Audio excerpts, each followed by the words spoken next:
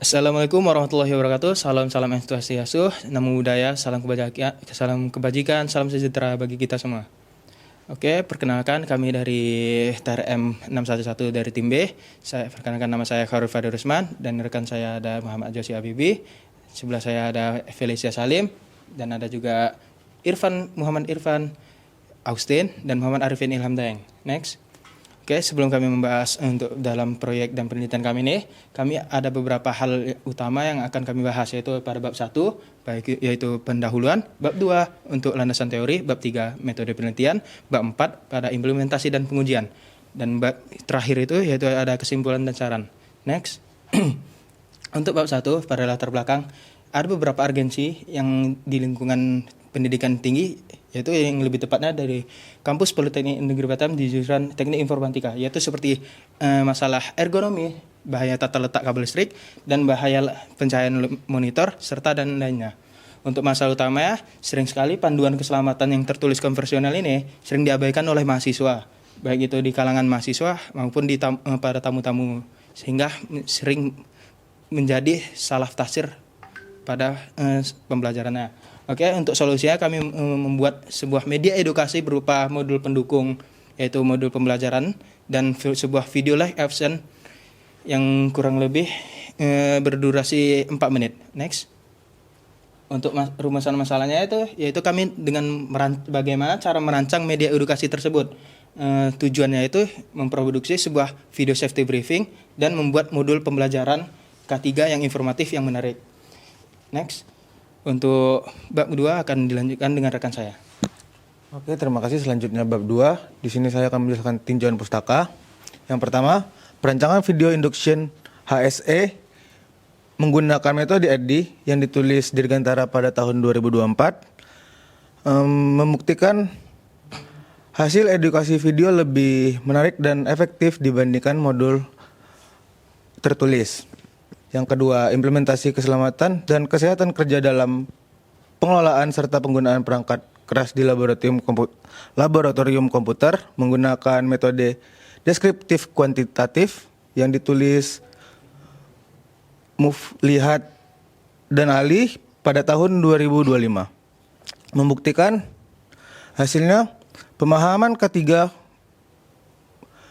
mahasiswa tergolong sedang, namun penerapan belum optimal karena kurangnya sistem edukasi terstruktur dan kesederhanaan SOP yang interaktif. Selanjutnya, landasan teori. Yang pertama, videografi menggunakan teknik pengambilan gambar nyata untuk memberikan visualisasi simulasi yang realistis, komunikatif, dan mudah dipahami oleh audiens. Yang kedua, keselamatan dan kesehatan kerja lingkungan. Penerapan standar keselamatan kerja untuk mengantisipasi, mengevaluasi, dan memitigasi risiko kecelakaan serta penyakit akibat kerja di lingkungan institusi. Dan yang ketiga, keselamatan dan kesehatan kerja jurusan Teknik Informatika. Yang pertama, ergonomi, dan yang kedua, bahaya elektrikal. Selanjutnya akan dibahas oleh rekan saya. Oke, pada bab 2 ini untuk kerangka konseptual, yang pertama adalah masalah ketiga di Teknik Informatika Poli Batam. Yang pertama, kurang kesadaran prosedur K3. Yang kedua, risiko fisik ergonomi listrik sering diabaikan. Yang ketiga, media edukasi yang ada kurang efektif. Selanjutnya teori pendukung. Pertama, prinsip dasar K3 Informatika. Yang kedua, videografi, edukasi, dan pesan visual. Yang ketiga, standar ergonomi dan protokol evakuasi. Untuk yang ketiga, metode perancangan. Untuk alur perancangan, yang pertama praproduksi, ide dan naskah video. Yang kedua, produksi, pengambilan gambar lokasi. Yang ketiga, pasca produksi, editing, VO, dan SFX. Yang keempat, metode penelitian. Untuk alur penelitian, yang pertama observasi potensi bahaya. Yang kedua, uji coba dan feedback pengajar. Dan yang ketiga, evaluasi produk dan video. Yang terakhir, hasil, luaran dan dampak.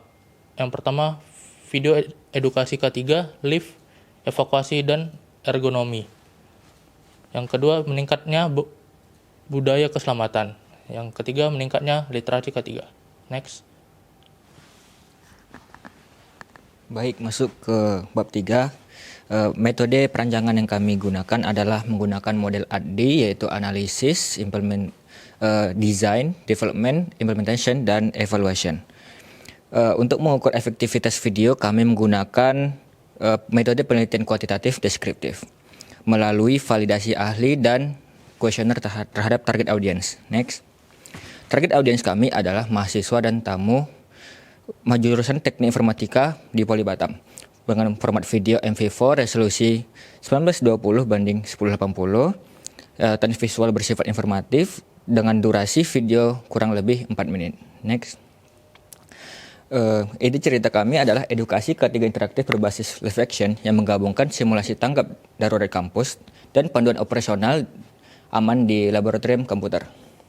Next. Berikut adalah hasil dari naskah kami. Yang di kiri adalah naskah gedung utama. Selanjutnya ada naskah laboratorium motion capture. Yang di terakhir adalah photoboard. Next. Selain kami merancang video edukasi K3, kami juga merancang modul pembelajaran untuk dijadikan bahan panduan di jurusan Teknik Informatika. Next. Ahli yang akan kami uji adalah Ibu Anissa Fiona dan Bapak Kevin Riyadi. Laboran Bapak Yogi Ilhami juga sebagai K3 di laboran motion capture. Ahli media kami uji Bapak Andri Abelrada Pratama. Lalu kuesioner kami target respondennya adalah 30 dengan tergolong mahasiswa Poli Batam jurusan Teknik Informatika, tamu dan dosen informatika. Next. Berikut adalah beberapa dokumentasi pengerjaan proyek kami. Untuk produksi, kami melakukan proses pengambilan footage di titik kumpul atau assembly point di depan gedung Teknopreneur Poli Batam. Kemudian tim juga melakukan proses perekaman voice over untuk kebutuhan narasi video. Untuk pasca produksi, tim melakukan proses pengeditan video dan audio untuk menyelaraskan jalannya audio dan visual dari video tersebut. Next.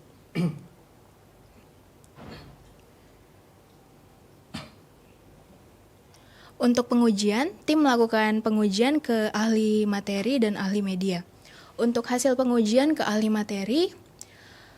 materi menilai bahwa video kami sudah efektif dan akurat, namun ada revisi yang harus tim perbaiki, yaitu pada shoot kabel di laboratorium motion capture yang dinilai kurang tepat karena menunjukkan kabel yang terlihat kusut. Untuk ahli media sendiri, tim mendapatkan catatan bahwa komposisi pengambilan gambar sudah memenuhi standar estetika. Next. Untuk evaluasi, tim menyebarkan kuesioner ke target audiens utama, yaitu mahasiswa jurusan Teknik Informatika Poli Batam, dan diisi juga oleh dosen dan tamu dengan rata-rata akumulatif yang didapat yaitu 92,46% dengan kriteria kelayakan yang sudah sangat baik. Next. Baik, selanjutnya adalah kesimpulan dan saran. Kesimpulan pada proyek ini berhasil memproduksi 2 video live action dan mendapatkan skor 92,46% dari kuesioner yang diisi oleh mahasiswa Informatika dan dikategorikan sangat baik. Selanjutnya adalah saran. Ekspansi konsen, memperluas cakupan video untuk lantai laboratorium, dan aksesibilitas, menambahkan fitur bahasa isyarat untuk mendukung audiens disabilitas. Oke, selesailah para presentasi kami hari ini dari hingga bab 1 hingga sampai bab 4.